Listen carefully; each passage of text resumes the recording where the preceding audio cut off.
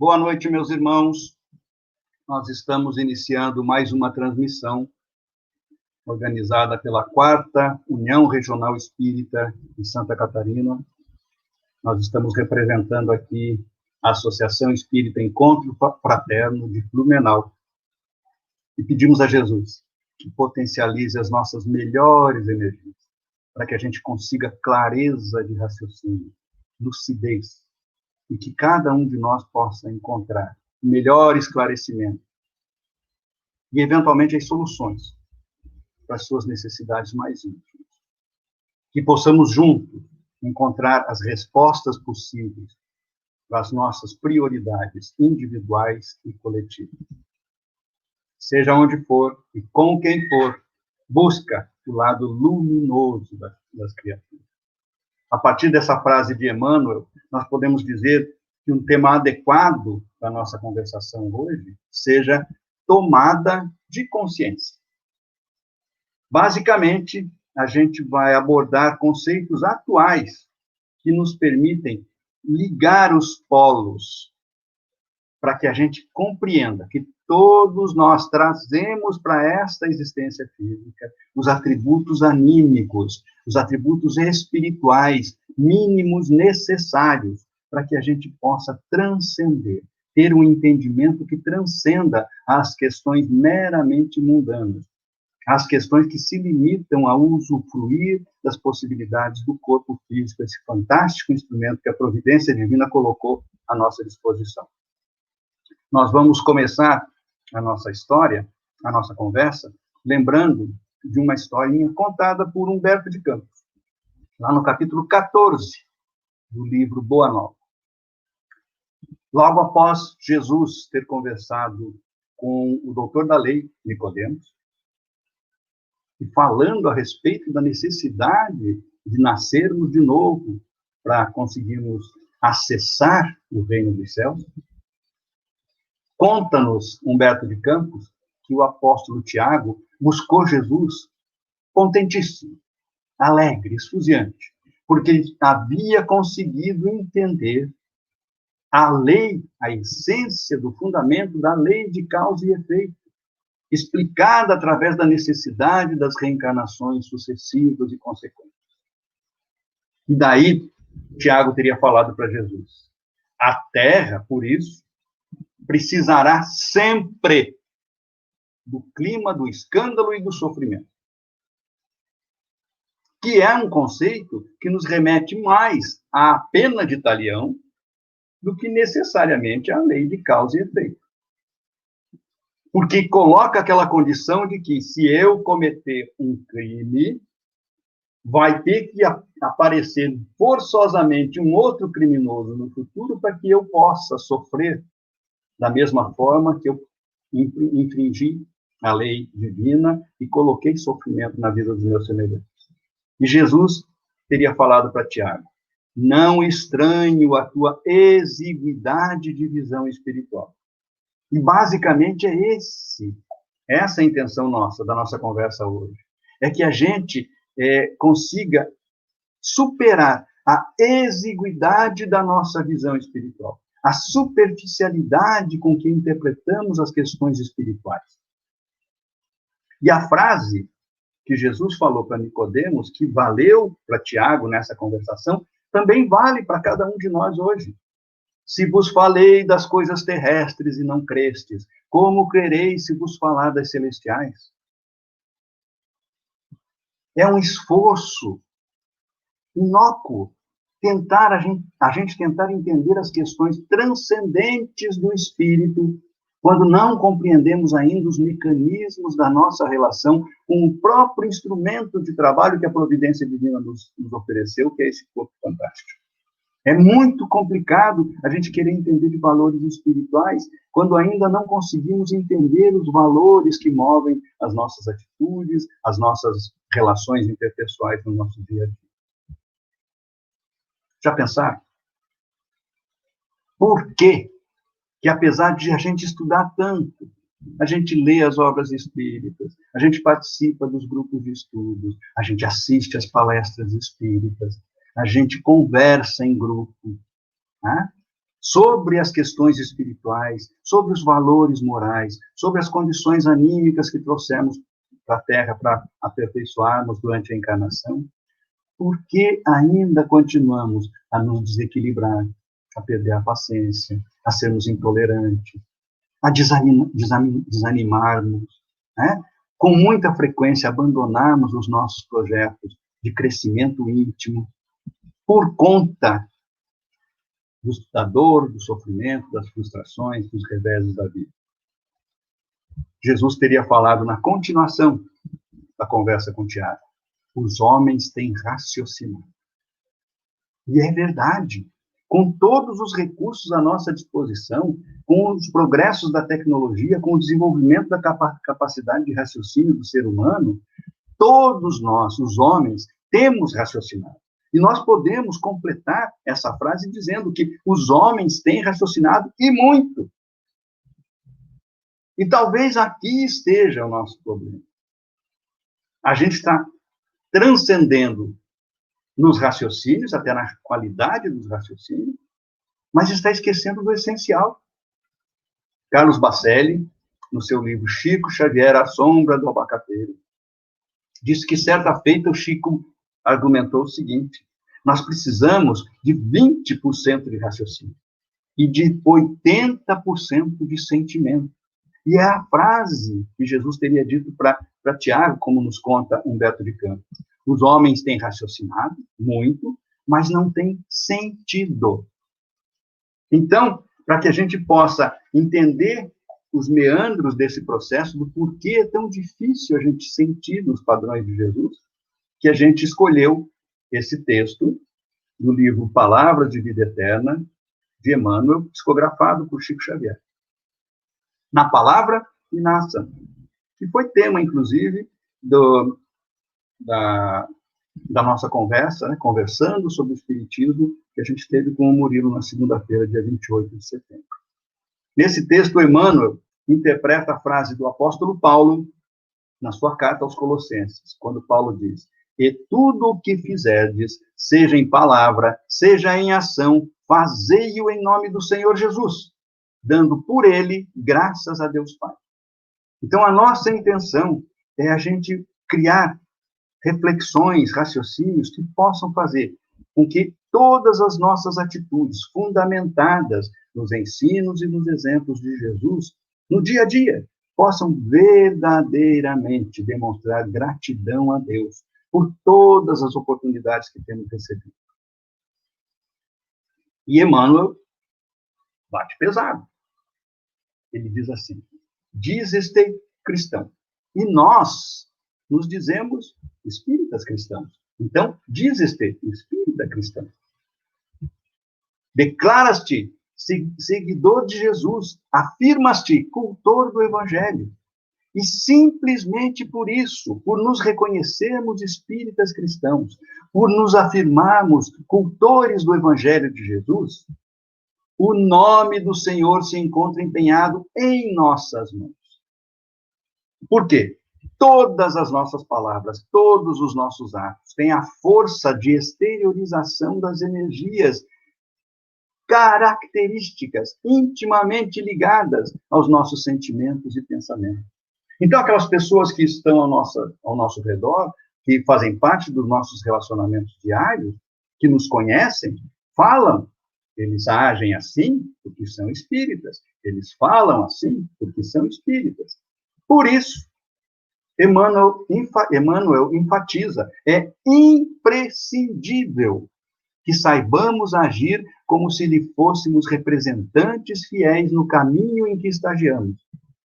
É imprescindível, se a gente ainda não sabe se comportar como representantes fiéis, que a gente demonstre esforços sinceros, contínuos, para que a gente possa aprender a agir como se fôssemos representantes fiéis do Cristo no nosso dia a dia. Não basta declarar a nossa condição de aprendizes do mestre dos mestres, nos diz Emmanuel. É indispensável estejamos realmente com ele. É indispensável estejamos realmente em sintonia mental contínua com o Cristo, para com ele colaborarmos na construção de uma vida melhor para nós, uma vida melhor para todos à nossa volta. E esse pensamento é corroborado por um outro pensamento, de Leon Denis, que nos diz assim: não basta crer e saber, é necessário viver a nossa crença. E conclui: fazer penetrar na prática diária da nossa vida os princípios superiores que adotamos. Logo em seguida, Emmanuel nos coloca uma frase, uma afirmação, que pode parecer conflitiva na hora que a gente vai fazer uma reflexão mais profunda. Ele nos diz assim: libertar-te-ás com facilidade das sombras que te atormentam a marcha. E um enorme ponto de interrogação vem na nossa mente. Será que conseguiremos nos libertar com facilidade das sombras que atormentam a nossa marcha? E podemos fazer essa pergunta sob um outro ponto de vista. Será que é fácil a gente se tornar representante fiel do Cristo nas nossas relações diárias, nos nossos comportamentos diários? Será que é fácil fazer penetrar na prática diária da nossa vida os princípios superiores do Cristo? Quando a gente faz essas perguntas nos nossos grupos de estudos, nas nossas conversas pessoais, começam as afirmações evasivas. Eu não consigo, eu não posso, isso não é para mim. Na próxima encarnação. Afirmações de todos os tipos.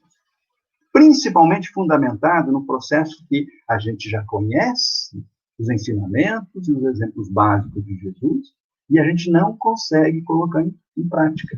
E o que acontece? A culpa se manifesta no nosso campo mental.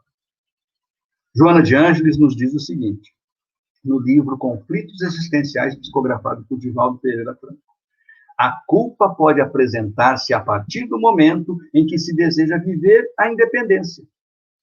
Nós temos uma consciência, um campo psíquico infantil, a caminho de amadurecer e despertar a nossa consciência espiritual. Então, nós já sabemos daquilo que nos prejudica, que atrasa o nosso processo de despertamento da consciência espiritual. E nós temos a intenção de nos desligarmos, nos desapegarmos daquilo que seja essencialmente mundano, efêmero, passageiro, material, até materialista.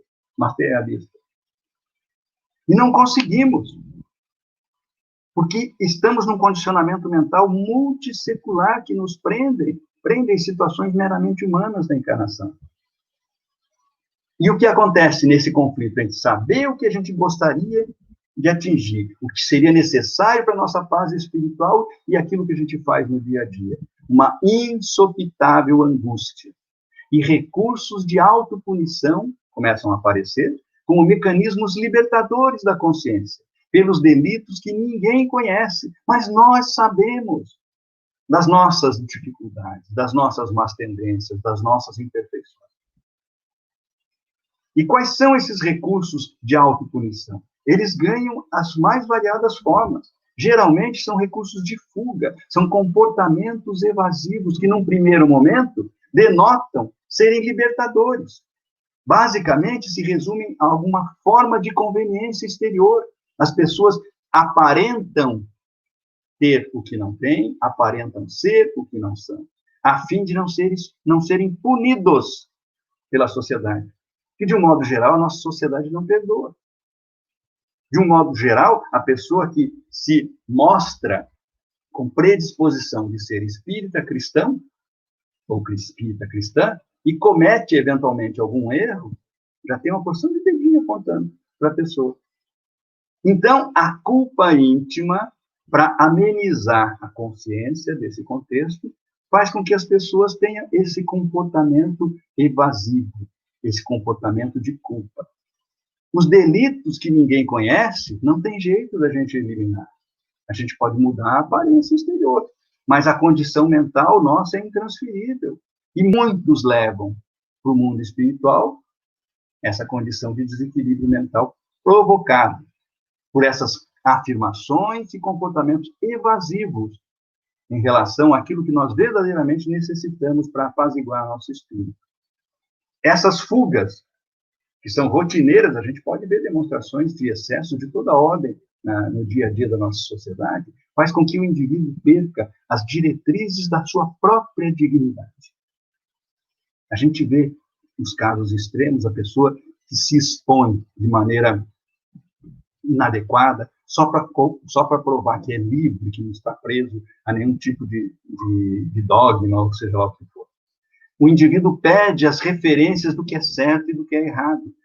E as consequências negativas dessas fugas, as consequências negativas, elas vão se somando e se estendem, se prolongam, às vezes, por várias encarnações. Por que a pessoa toma essas afirmações e esses comportamentos evasivos? Porque se tem a impressão de que esses comportamentos elevados, ensinados e exemplificados pela moral de Jesus, pedem condições mentais inatingíveis. E essa afirmação pode ser também uma pergunta, mas por que se tem a impressão que esses comportamentos ensinados e exemplificados por Jesus pedem condições mentais inatingíveis para nós? Essa é uma impressão equivocada. E Emmanuel, voltando para o texto do Emmanuel, ele nos mostra o caminho do entendimento do porquê que isso acontece. Tudo começa na qualidade dos sentimentos que nós lançamos mão para fazer com que o nosso cérebro gerencie o nosso comportamento no dia a dia. Emmanuel nos diz: o coração inspira o cérebro e o cérebro dirige a existência. Alguns de nós, com aquela exiguidade da visão espiritual que Jesus alertou a Tiago e alertou a Nicodemos, imaginam que a afirmação de Emmanuel se refere à condição das duas asas que vão levar o nosso espírito à ascensão: a moralidade e a inteligência, o sentimento e a inteligência. Mas acontece o seguinte: esse voo espiritual certamente está previsto para cada um de nós no devido tempo, depois que conseguimos resolver as nossas condições com relação ao uso adequado dos nossos atributos, das nossas potencialidades, das nossas possibilidades nas encarnações sucessivas e consequentes. A ciência moderna, a neurociência, comprovou. E Allan Kardec nos alerta: quando a ciência dá uma comprovação inequívoca, o espiritismo acolhe a informação. Então, a neurociência já comprovou o que conduz o nosso comportamento no dia a dia, não são os sentimentos sublimados dos preceitos doutrinários espíritas, científicos, filosóficos e da moral do Cristo, da moral amorosa do Cristo. São as emoções. E as nossas emoções, elas estão diretamente relacionadas ao nosso estado emocional, que é um sofisticado mecanismo do psiquismo que garante a evolução da espécie humana, como conceitua Haroldo Dutra Dias. Esse mecanismo psíquico começou a ser desenvolvido na era dos anfíbios, quando começaram a surgir há milhões de anos na história da humanidade, e foi se aprimorando nos animais inferiores, nos animais superiores, e continua sendo aprimorado na nossa condição de seres humanos há pelo menos 300, 400 mil anos atrás, que vem se desenvolvendo. Então, todas as nossas emoções estão sujeitas ao funcionamento do nosso cérebro primitivo, ou cérebro reptiliano. Veja quanto tempo esse processo de evolução está se desenvolvendo. Não tem sentimento envolvido na questão, então? É claro que tem. Mas não são os sentimentos sublimados, aqueles que nós devemos acessar ainda e que iremos acessar em breve. Mas são aquelas concepções de sentimento muito frequentemente inadequadas, equivocadas, que estão gravadas na nossa memória subjetiva. Então, o que acontece na prática é que as emoções ativam esses valores distorcidos do sentimento que fazem com que o cérebro proporcione as nossas condições de atuação no dia a dia. Está muito claro, pela prática da ciência moderna, que o nosso estado emocional é mais uma questão metabólica e fisiológica do que propriamente uma condição de um espírito lúcido, despertado por seus valores espirituais, conduzindo e promovendo o funcionamento da máquina física. O sistema nervoso das emoções. Esse é o título atual do sistema nervoso límbico que nós aprendemos nos bancos escolares. Este sistema nervoso é responsável pelo automatismo e imediatismo das reações. Até algum tempo atrás, a ciência acreditava que esse automatismo estava diretamente relacionado, unicamente relacionado, aos estímulos sensoriais, quente, frio, dor, prazer. Mas hoje está devidamente comprovado que está intimamente relacionado às emoções e às situações que os estímulos externos provocam na nossa condição mental. E essas emoções são básicas, são primárias, desde a condição de animais superiores. São 8 emoções primárias que a gente vê muito frequentemente no comportamento dos animais superiores. Quem tem animalzinho de estimação em casa sabe. A gente identifica no comportamento deles, com muita facilidade, emoções similares às emoções básicas que nós sentimos. E daí muita gente se sente ofendido. Não, porque isso é uma afronta, porque nós somos seres superiores, os animais são inferiores a nós. E é verdade. Nós evoluímos e evoluímos muito em relação aos animais superiores que já demonstram possuir essas emoções primárias. A ponto que, os animais inferiores manifestarem as suas emoções a partir de 8 estímulos, a nossa evolução, as partes do cérebro que foram se desenvolvendo nos últimos séculos, né, nos últimos milênios, fez com que a gente multiplicasse aquelas 8 emoções básicas em 42 mil combinações diferentes diante de cada estímulo que a gente recebe no dia a dia. A partir daquelas 8 emoções básicas, os seres humanos hoje, no século XXI, são capazes de manifestar 42 mil combinações diferentes de comportamento em função das emoções básicas. E quer ver uma coisa mais interessante ainda? A intensidade com que isso afeta a nossa capacidade de atuação é gigantesca. 42 mil combinações. E mais, o efeito dessas emoções na nossa vida prática acontece em 16 milésimos de segundo. Olha como é rápido. 1 segundo já é um tempo muito curto. A gente pega esse 1 segundo e divide em 1000 partes. 16 dessas 1000 partes é o tempo que leva para o nosso cérebro encharcar o corpo de estimulantes ou depressivos. Encharcar o corpo de hormônios que nos levam a ter comportamentos muito frequentemente contrários àqueles que nós já racionalmente aceitamos como naturais e como necessários para a nossa fase espiritual. 16 milésimos de segundo. Quais seriam, então, as posturas daquelas pessoas que fundamentalmente vivem em função das emoções? Existem comportamentos básicos, e se a gente prestar atenção, muitos desses comportamentos fazem parte do nosso dia a dia. Primeira condição: o cérebro primitivo faz com que o indivíduo vá lutar até a morte, se for inevitável. Se não tiver jeito, ele encara a luta até a morte. Mas, via de regra, aquele indivíduo que é movido pelas emoções, ele busca emoções prazerosas. Via de regra, o indivíduo movido pelas emoções prefere fugir a toda e qualquer situação que possa lhe provocar algum tipo de responsabilidade continuada, de contratempo, de frustração.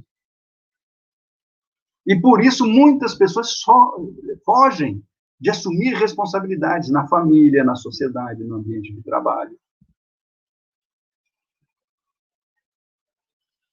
Outro comportamento. O indivíduo movido pelas emoções se ofende com facilidade, se magoa constantemente, sente raiva, rancor, ódio. E por isso ele é predisposto ao revide. Com muita frequência é vingativo.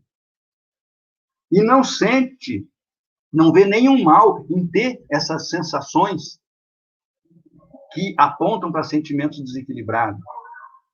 E só não expõe essa condição emocional animalizada, com violência, às vezes, com agressividade, às vezes, frequentemente, porque uma outra condição é muito presente no estado mental de quem vive através das emoções.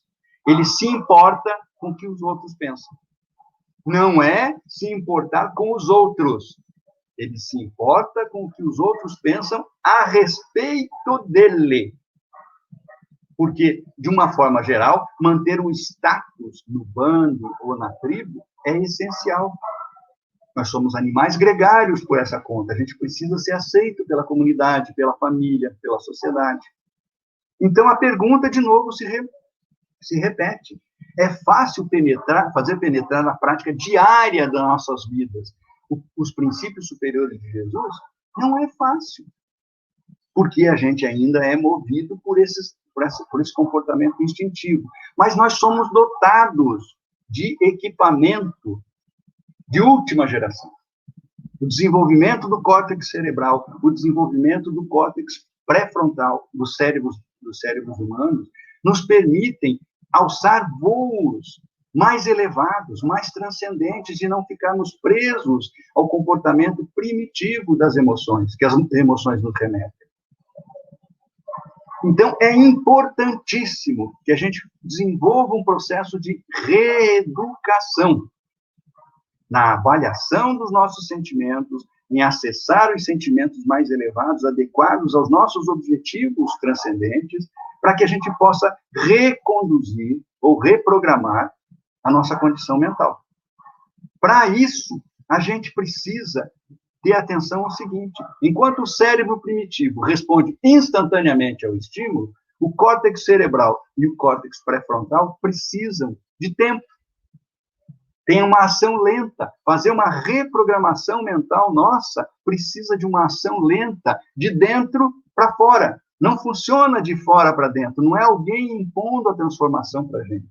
É nós deliberarmos pela ação da vontade, buscarmos uma reeducação de nossos hábitos e costumes para que a gente comece a usar um recurso de última geração para que a gente veja o mundo com os olhos do Espírito, para que a gente comece a vivenciar o mundo com os sentimentos transcendentes e não só em função das emoções físicas. Por isso, nós precisamos de concentração, de reflexão, de pensamento analítico, para que a gente possa desenvolver o discernimento, que é uma característica de quem está se desapegando única e exclusivamente das emoções.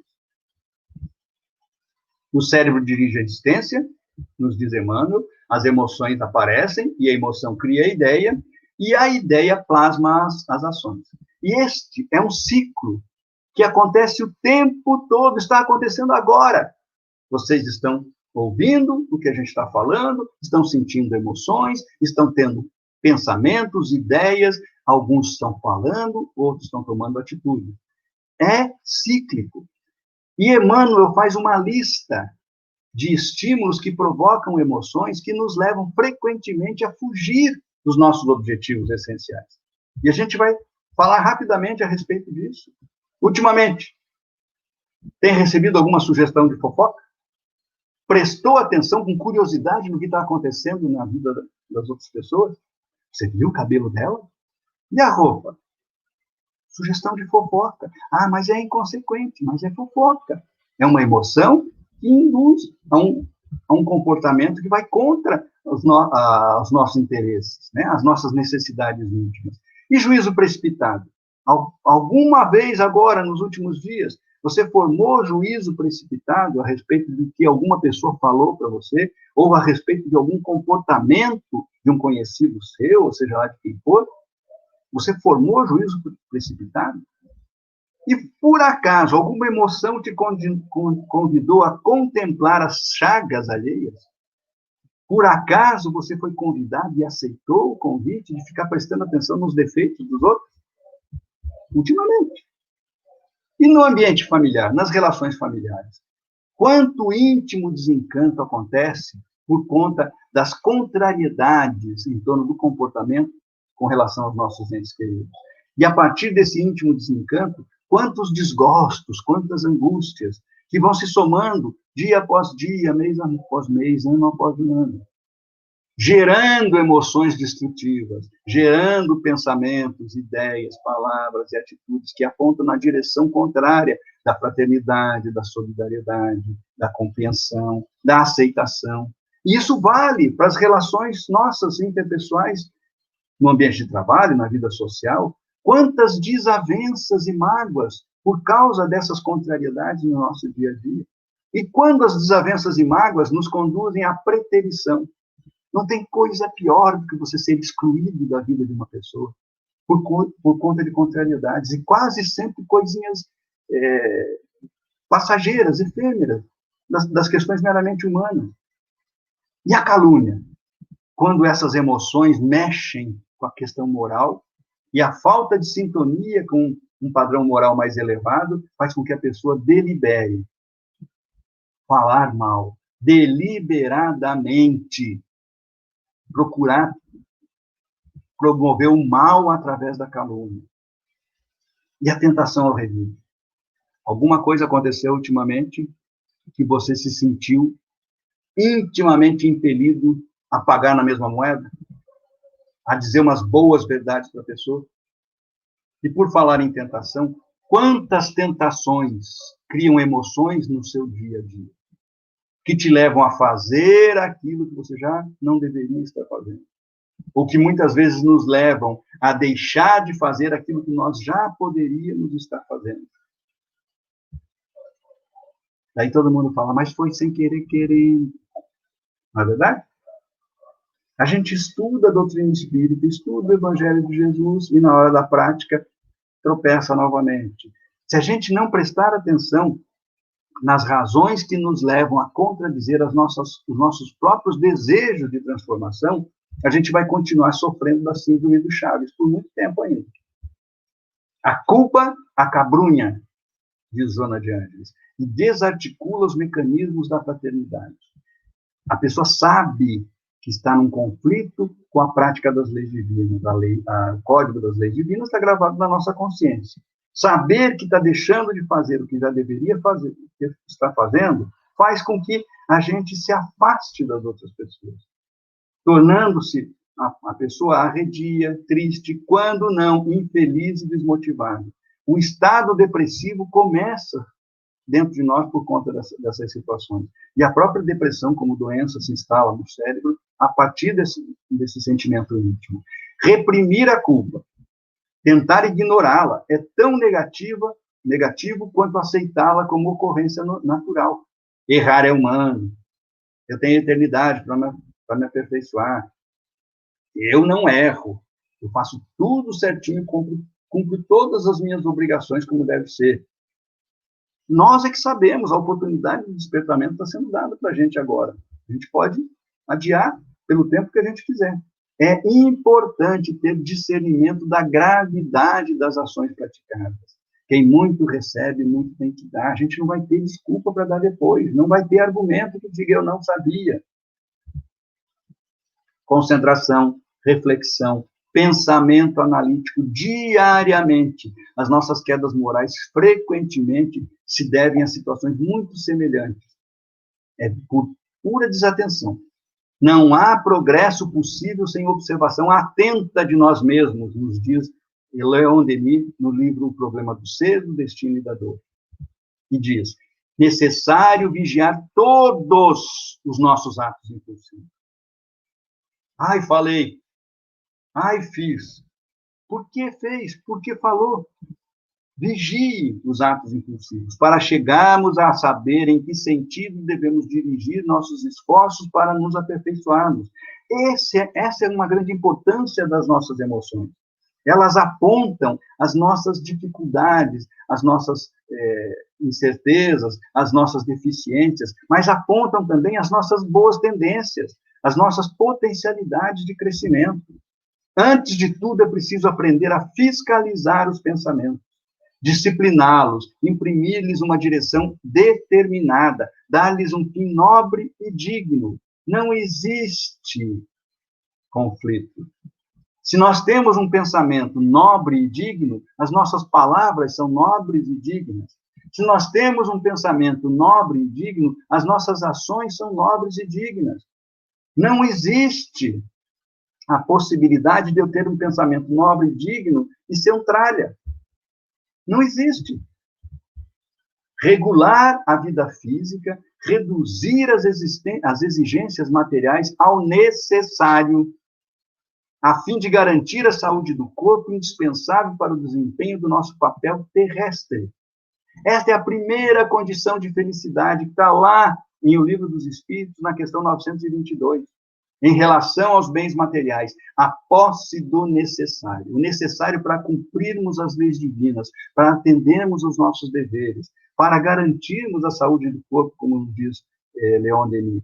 Essa condição da posse do necessário já nos dá a segunda condição de felicidade, descrita lá pelos espíritos de Allan Kardec, que é a consciência tranquila, não lançar mão de meios ilícitos, de meios ilegais, de condições inadequadas, antiéticas, violentas, né? Para conquistar as questões materiais. Entendendo o seguinte, que a fé em Deus é importante. Tudo passa, tudo relacionado às questões físicas é efêmero, é passageiro. As nossas necessidades vão ser atendidas na medida em que forem verdadeiras necessidades do nosso crescimento espiritual, para o nosso aprendizado. Disciplinar as emoções. Aí é que está importante. Não é eliminar as emoções. Nós vamos continuar tendo emoções e cada vez mais. São 42 mil combinações das emoções básicas e nós vamos ampliar esse processo. Nós vamos diversificar a nossa capacidade de percepção das situações do nosso dia a dia, a sensibilidade nossa vai aumentar. Então, nós precisamos aprender a disciplinar as emoções. As emoções são energias. Energias não pensam. Quem pensa somos nós. Nós que devemos conduzir o funcionamento do corpo físico, exercitando as nossas emoções, exercitando a nossa capacidade de dominar as nossas emoções e utilizá-las como agente do nosso próprio aperfeiçoamento moral. E se eu não estiver conseguindo? E se eu não conseguir dominar minhas emoções? E se eu não conseguir dominar a qualidade dos meus pensamentos? Se a irregularidade dos meus pensamentos estiverem me prejudicando o equilíbrio emocional? O que a gente faz? A gente procura ajuda. Aí é que cresce em importância a conversação espírita, a troca de experiências, para que a gente veja que é possível, sim, o autodomínio. É importantíssimo. Aqui entra uma questão muito, muito interessante, descrita pelo espírito Dias da Cruz, no livro Instruções Psicofônicas 1, primeiro volume. Ele nos fala dos diálogos de cura. Peça ajuda se você não está conseguindo se equilibrar. Procure a casa espírita que você frequenta. Lá tem um setor que promove o atendimento fraterno, o diálogo fraterno, a conversa fraterna. Esse diálogo de cura, quando você abre o teu coração, você abre espaço também na sua mente para as vibrações, para as inspirações, para as orientações necessárias para o seu reequilíbrio. Não fique trancado com as suas dores. Não há progresso possível sem a observação atenta de nós mesmos. Não espere complicar.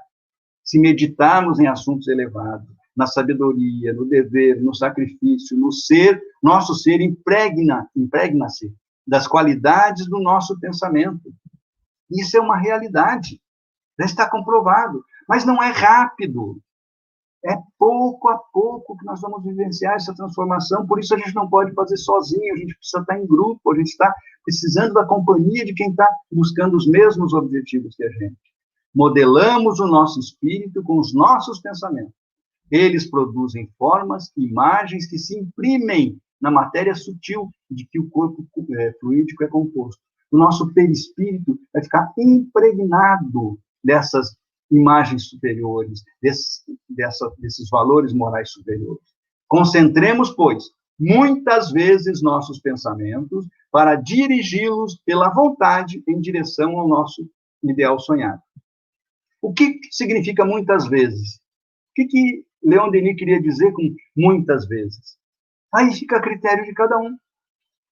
Você veja uma coisa, nós temos 168 horas na semana. Quanto tempo dessas 168 horas na semana a pessoa, você, acha que é necessário direcionar para que a sua vontade conduza os seus pensamentos na direção do ideal sonhado? É você que vê as suas necessidades, é cada um que impõe para si as disciplinas necessárias. Pela oração e pela meditação, nos elevamos com mais fácil impulso. O que é o momento da oração, o momento da meditação? Leon Denis não faz muita diferença entre uma situação e outra. É a gente, no momento de elevar os nossos pensamentos para Deus, a gente se desapegar de todo, se desligar de todo e qualquer estímulo físico, material, mundano. Imagine que você é um ser em pura energia, destituído inclusive do corpo. Eleva o seu espírito, silencia a mente, espera a intuição, a inspiração dos benfeitores espirituais. É preciso sentir com Jesus para que aprendamos a raciocinar e a servir com Ele. Então, nós vamos terminar a nossa conversa de hoje com uma música, foi gravada por Van Sant, não sei se ele é o autor, mas que transmite esse exercício da gente se desprender das questões físicas. Vamos aproveitar esses momentos finais para expandir a nossa mente, né? Se desligar das questões meramente humanas do nosso corpo. Vamos nos sentir como seres espirituais, emanando a nossa energia espiritual e buscando a sintonia com a luz dos espíritos benfeitores que estão à nossa volta, tá? Vamos ver se a gente consegue cantar.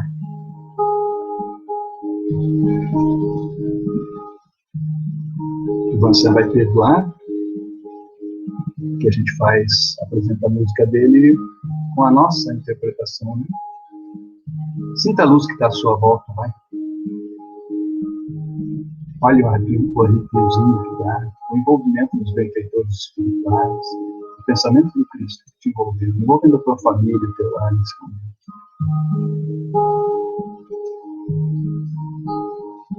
Quanta luz neste ambiente, descendo sobre nós, vibrando em nossa mente. Quanta luz,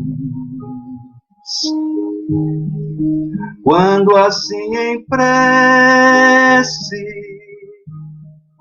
minha alma cresce aos olhos de Jesus. Quanta luz,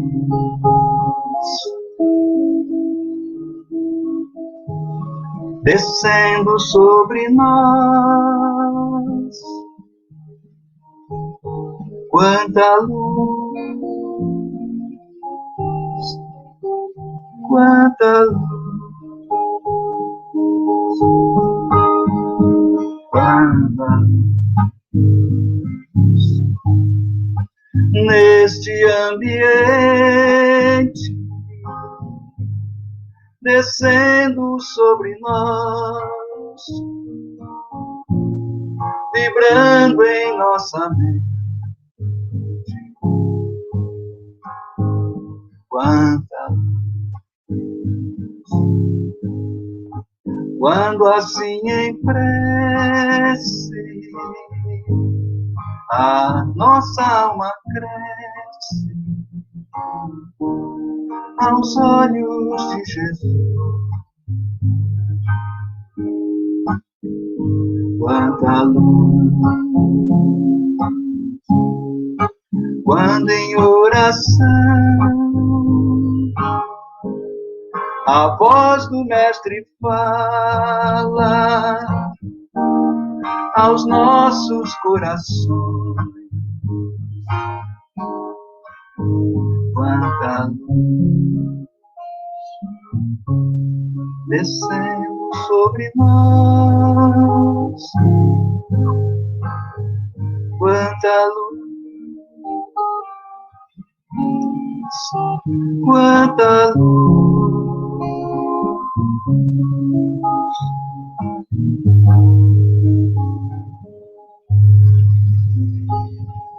Deixo a luz do amor de Jesus banhar teu coração, tua mente, tua alma, teu lar, as pessoas que estão à tua volta, as tuas atividades.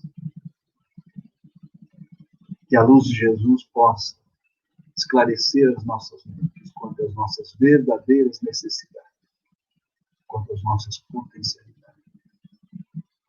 E que o nosso amor, em sintonia com a luz de Jesus, possa ser potencializado.